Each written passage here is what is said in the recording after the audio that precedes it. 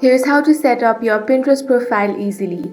First of all, open up the Pinterest app, or you can open up any web browser and go to pinterest.com. Make sure to log into your account. Now tap on the profile icon. Here find the option of edit profile. This should take you to the profile dashboard. The first thing you want to do is upload a high quality photo. Tap on the profile picture, then tap on update profile picture.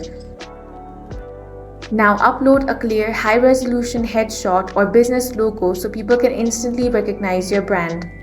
Next, you want to change your name. Enter your name or your business name. For an easy traffic boost, add 1 or 2 relevant keywords next to your name. Next thing you want to do is tap on the About option. Here you want to write a brief 2-sentence description explaining exactly what you pin about and how you help your audience. Include a natural keywords related to your niche here as well. If you have a blog, portfolio, or shop, you want to enter the URL in the website field. If you want to enter your phone number, you can select the country code and enter your phone number over here. Then tap on the Done option. In this way, you can easily set up your Pinterest profile. If you found this video useful, make sure to hit the like button and subscribe for more videos like this.